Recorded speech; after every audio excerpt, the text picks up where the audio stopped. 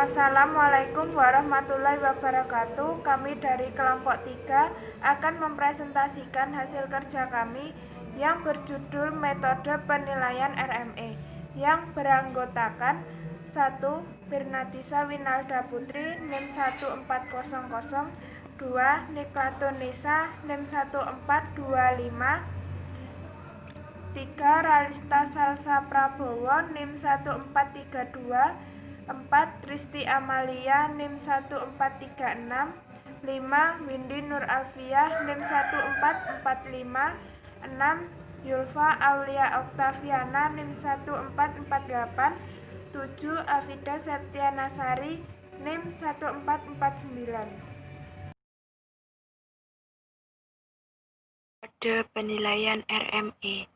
Beberapa metode yang dapat digunakan untuk melakukan penilaian atau evaluasi terhadap sistem informasi. Yang pertama, teknik evaluasi PICES atau Performance, Information, Ekonomi, Kontrol, Efisiensi, dan Service. Yang kedua, End User Computing atau EUC, Satisfaction. Yang ketiga, Task Technology Fit atau TTF, Analysis. Yang keempat, Human Organizing Technology atau Hot Fit Model. Yang kelima, Teknologi Acceptance Model atau TAF.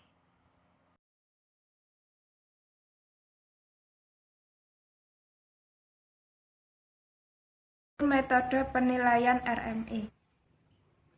PICES, Analisis PICES atau Performance, Information, Ekonomi, Kontrol, Efisiensi, dan Service, merupakan teknik untuk mengidentifikasi dan memecahkan permasalahan yang terjadi pada sistem informasi.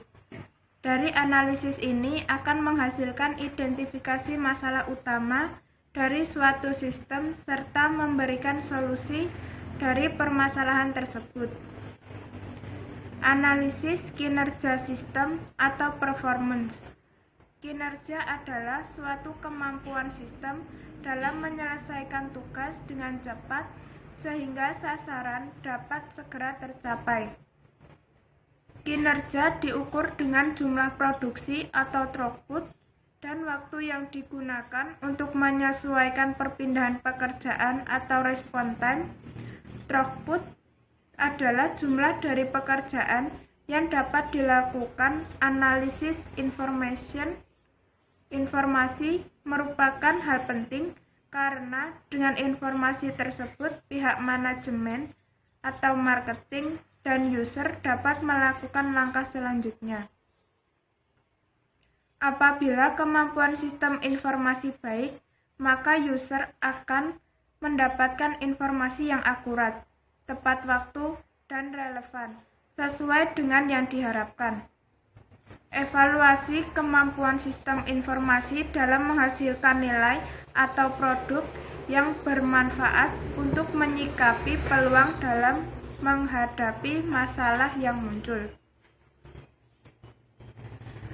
Analisis ekonomi adalah penilaian sistem atas biaya dan keuntungan yang akan didapatkan dari sistem. Yang diterapkan sistem ini akan memberikan penghematan operasional dan keuntungan bagi instansi atau perusahaan. Hal yang diperlukan dalam analisis ini meliputi biaya dan keuntungan. Peningkatan terhadap kebutuhan ekonomis mempengaruhi pengendalian biaya dan peningkatan manfaat. Analisis pengendalian atau kontrol adalah sistem keamanan yang digunakan harus dapat mengamankan data dari kerusakan, misalnya dengan membackup data. Selain itu, sistem keamanan juga harus dapat mengamankan data dari akses yang tidak diizinkan. Analisis ini meliputi pengawasan dan pengendalian. Kontrol berkaitan erat dengan pengendalian dan keamanan, baik dari segi hardware, software, dan brandware. Namun perlu diingat bahwa dalam praktek pengendalian, porsinya harus tepat, tidak boleh berlebihan apalagi sampai kurang.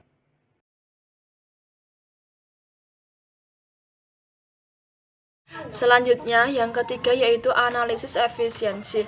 Analisis efisiensi ini berhubungan dengan pengoptimalan suatu sumber pekerjaan. Dari segi pengoperasionalan perusahaan dapat dikatakan efisiensi atau tidak, semua tergantung tugas dan tanggung jawab saat melaksanakan tugasnya. Seperti petugas medis saat melayani pasien, tidak selamanya berjalan dengan lancar. Pasti semua ada lika-liku dan permasalahan yang saat dihadapi. Untuk itu dalam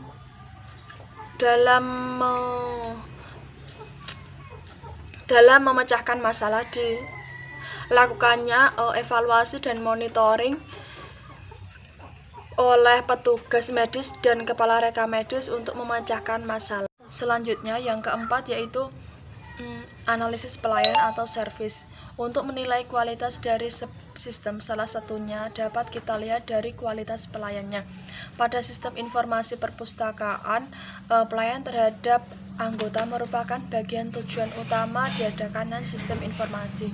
Untuk menilai dampak sistem informasi dari segi kualitas pelayannya dapat dilihat dari segi berikut. Yang pertama, sistem memproduksi dagangan tidak dapat ditanggungjawabkan. Yang kedua, sistem memproduksi dagang tidak akurat. Yang ketiga, sistem memproduksi dagangan tidak bisa dipertanggungjawabkan. Selanjutnya yaitu end user computing. Ini merupakan metode yang menggunakan pengukuran kepuasan sebagai suatu evaluasi sistem. Model ini telah ditekankan oleh tokoh Doll dan Turzadeh dengan menekankan bahwa kepuasan pengguna akhir terhadap suatu sistem teknologi informasi. Pada model ini dapat dilihat dari 5 jenis persepsi yang berbeda. Yang pertama, 1. Isi atau konten. Yang kedua, keakuratan. Yang ketiga, format. Yang keempat, kemudahan pengguna. Yang kelima, waktu. Model ini telah diuji cobakan oleh beberapa penelitian yang sudah ahli di bidangnya untuk menguji reliabilitasnya. Namun saat diuji cobakan tidak ada perbedaan makna sedikit pun yang berubah meskipun telah diterjemahkan ke dalam beberapa jenis bahasa yang berbeda.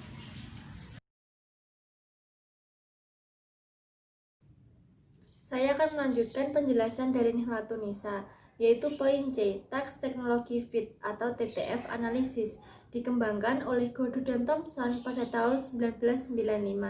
Inti dari model TTF ini adalah sebuah konstruksi formal yang dikenal sebagai Task Technology Fit, yang merupakan kesesuaian dari kapabilitas teknologi untuk kebutuhan tugas dalam pekerjaan, yaitu kemampuan teknologi informasi untuk memberikan dukungan terhadap pekerjaan. Model TTF ini memiliki 4 konstruksi kunci, yaitu task karakteristik, teknologi karakteristik, yang bersama-sama mempengaruhi konstruksi ketiga TTF yang balik mempengaruhi variabel outcome, yaitu performance dan utilization.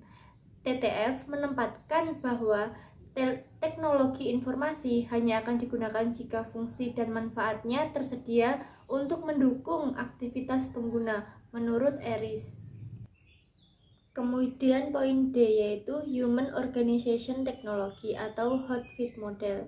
Menurut Yusuf et al. 2006 memberikan suatu kerangka baru yang dapat digunakan untuk melakukan evaluasi sistem informasi yang disebut Human Organisasi Teknologi atau Hot Fit Model. Model ini menempatkan komponen penting dalam sistem informasi, yakni manusia atau human, organisasi atau organization, dan teknologi atau teknologi, dan kesesuaian hubungan di antaranya. Komponen manusia atau human menilai sistem informasi dari sisi penggunaan sistem atau system use pada frekuensi dan luasnya fungsi dan penyelidikan sistem informasi. Sistem use juga berhubungan dengan siapa yang menggunakan atau go use it, dan tingkat penggunaannya, level of user, pelatihan, pengetahuan, harapan, dan sikap menerima atau acceptance, dan kepuasan menolak atau resisten sistem. Komponen ini juga menilai sistem dari aspek kepuasan pengguna atau user satisfaction. Kepuasan pengguna adalah keseluruhan evaluasi dari pengalaman pengguna dalam menggunakan sistem informasi dan dampak potensial dari sistem informasi tersebut. User satisfaction dapat dihubungkan dengan persepsi manfaat atau usefulness dan sikap penggunaan terhadap sistem informasi yang dipengaruhi oleh karakteristik personal. Kemudian, komponen organisasi menilai sistem dari aspek struktur organisasi dan lingkungan organisasi. Struktur organisasi sendiri terdiri dari tipe, kultur, politik, hierarki, perencanaan dan pengendalian sistem, strategi, manajemen, dan komunikasi. Kepemimpinan, dukungan dari top manajemen dan dukungan staf merupakan bagian yang penting dalam mengukur keberhasilan sistem. Sedangkan lingkungan organisasi sendiri terdiri dari sumber pembiayaan, pemerintahan, politik, kompetisi, hubungan interorganisasi, dan komunikasi. Komponen teknologi terdiri dari kualitas sistem, sistem quality, kualitas informasi, informasi quality, dan kualitas layanan, service quality. Kualitas sistem dalam sistem informasi di institusi pelayanan kesehatan menyangkut keterkaitan fitur dalam sistem termasuk performa sistem dan user interface, kemudahan penggunaan, ease of use, kemudahan untuk dipelajari, ease of learning, response time, usefulness, ketersediaan, fleksibilitas, dan sekuritas merupakan variabel atau faktor yang dapat dinilai dari kualitas sistem. Kualitas informasi berfokus pada informasi yang dihasilkan oleh sistem informasi termasuk rekam medis pasien, laporan, dan peresapan. Kriteria yang dapat digunakan untuk menilai kualitas informasi antara lain adalah kelengkapan dan keakuratan, ketepatan, waktu, ketersediaan, relevansi, konsistensi, dan data entry. Sedangkan kualitas layanan berfokus pada keseluruhan dukungan yang diterima oleh service provider, jaminan empati, dan tidak lanjut layanan. 4 jenis teknologi. Pero mengklasifikasi 4 jenis teknologi, yaitu teknologi rutin, ditandai dengan variasi tugas yang kecil. Pekerjaan yang dilakukan umumnya bisa mempunyai standar dan juga formal serta mempunyai prosedur komputasi tertentu untuk menyelesaikan. Ini berarti bahwa jenis teknologi rutin mempunyai tingkat kemudahan analisis yang tinggi. Teknologi non-rutin ditandai dengan mempunyai variasi tugas yang dapat dikatakan tinggi dan juga proses yang tidak terlalu dimengerti sehingga tidak mudah untuk dianalisis dalam penyelesaian pekerjaan, dan termasuk teknologi non-rutin. Diperlukan usaha yang cukup besar untuk menganalisis kegiatan maupun permasalahan yang muncul. Karena itu diperlukan adanya pengalaman yang cukup tinggi serta pengetahuan teknis yang memadai. Teknologi graf cirinya adalah adanya aliran kegiatan yang relatif stabil tetapi dengan proses yang tinggi terlalu dimengerti.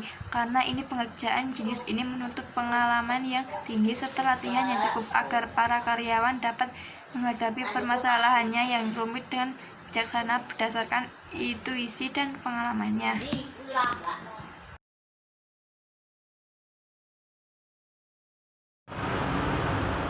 Teknologi engineering, pekerjaan yang cukup rumit karena variasi tugas yang cukup tinggi, tetapi umumnya kegiatan ditangani dengan formula, prosedur maupun teknik yang sudah baku. Permasalahan umumnya diselesaikan dengan menggunakan jumlah pengetahuan yang sudah cukup mapan sebagai acuan. Teori-teori dari gambar pendekatan human organization teknologi. Pemanfaatan teknologi dalam organisasi. Pemanfaatan teknologi dalam organisasi suatu organisasi atau perusahaan juga berkaitan dengan kegunaan kompetitif untuk meningkatkan kualitas informasi. Pengawasan kinerja organisasi atau perusahaan menggunakan teknologi informasi baik sebagai alat bantu maupun strategi yang tangguh untuk mengintegrasikan dan mengolah data dengan cepat dan akurat, serta untuk menciptakan produk layanan baru sebagai daya saing untuk menghadapi kompetisi. Selain itu, Teknologi informasi juga memiliki dampak positif yang secara umum terjadi efisiensi waktu dan biaya serta jangka panjang dan memberikan keuntungan ekonomis yang sangat tinggi.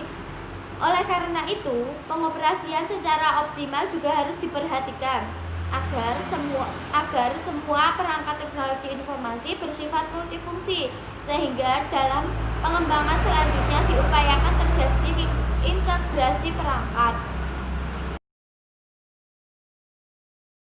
Dampak teknologi informasi bagi organisasi. Dampak strategis pemanfaatan teknologi informasi bagi organisasi dapat dilihat dari dapat atau tidaknya teknologi informasi menunjang dan membantu organisasi dalam melaksanakan dan mencapai strategi organisasi secara keseluruhan. Hal tersebut sesuai dengan apa yang dikemukakan oleh Romney tahun 2006, bahwa pemanfaatan teknologi informasi di dalam organisasi bukan merupakan strategi dasar dari organisasi tersebut. Implementasi teknologi informasi digunakan untuk membantu dalam proses pencapaian strategi organisasi. Dengan memanfaatkan teknologi informasi, akses terhadap proses bisnis perusahaan dapat dilakukan dengan cepat, sehingga pengambilan keputusan dapat dilakukan secara lebih cepat dan akurat, dan pada akhirnya tujuan organisasi dapat tercapai. Teknologi Acceptance Model atau TAM. Teknologi Acceptance Model merupakan salah satu model yang dibangun untuk menganalisis dan memahami faktor-faktor yang mempengaruhi diterimanya penggunaan teknologi komputer yang diperkenalkan pertama kali oleh Fred Davis pada tahun 1986. TAM merupakan pengembangan dari Theory of Reason Action atau TRA yang lebih dahulu dikembangkan oleh Fishbein dan Azen pada tahun 1980. TAM bertujuan untuk menjelaskan dan memperkirakan penerimaan atau acceptance pengguna terhadap suatu sistem informasi. TAM menyediakan suatu basis teoritis untuk mengetahui faktor-faktor yang mempengaruhi penerimaan terhadap suatu teknologi dalam suatu organisasi. TAM menjelaskan hubungan sebab akibat antara keyakinan akan manfaat suatu sistem informasi dan kemudahan penggunanya dan perilaku, tujuan dan keperluan, dan penggunaan aktual dari pengguna atau user sesuai sistem informasi. TAM sebenarnya diadopsi dari model TRA atau Theory of Reason Action, yaitu teori tindakan yang beralasan dengan satu premis bahwa reaksi dan persepsi seseorang terhadap sesuatu hal akan menentukan sikap dan perilaku orang tersebut. Reaksi dan persepsi pengguna teknologi informasi atau TI akan mempengaruhi sikapnya dalam penerimaan terhadap teknologi tersebut. Salah satu faktor yang dapat mempengaruhinya adalah persepsi pengguna terhadap kemanfaatan dan kemudahan penggunaan TI atau teknologi informasi sebagai suatu tindakan yang beralasan dalam konteks pengguna teknologi.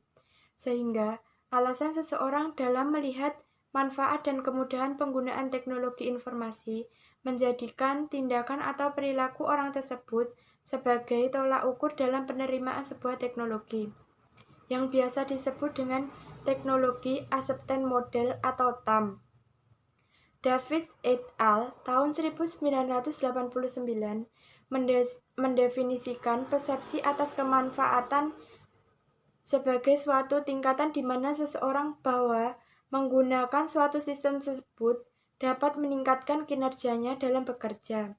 Sedangkan Marvin Hamner menambahkan persepsi atas manfaat untuk diri sendiri atau perceived personal utility. Sedangkan perceived usefulness mengacu pada kepentingan organisasi. Persepsi atas kemudahan penggunaan mengacu pada suatu tingkatan di mana seseorang percaya bahwa menggunakan sistem tersebut tak perlu bersusah payah. Ini mengikuti definisi dari kata mudah, atau freedom from difficulty or great effort, atau tidak memiliki kesulitan atau upaya keras. Attitude toward using dalam TAM dikonsepkan sebagai sikap terhadap penggunaan sistem yang berbentuk penerimaan atau penolakan sebagai dampak bila seseorang yang menggunakan suatu teknologi dalam pekerjaannya. Peneliti lain menyatakan bahwa faktor sikap attitude sebagai salah satu aspek yang mempengaruhi perilaku individual. Sikap seseorang terdiri atas unsur kognitif atau cara pandang yang biasa disebut dengan kognitif, afektif, dan komponen yang berkaitan dengan perilaku atau behavioral komponen. Sedangkan behavioral intention use adalah kecenderungan perilaku untuk menggunakan suatu teknologi. Sekian video presentasi dari kami, kurang lebihnya kami mohon maaf. Wassalamualaikum warahmatullahi wabarakatuh.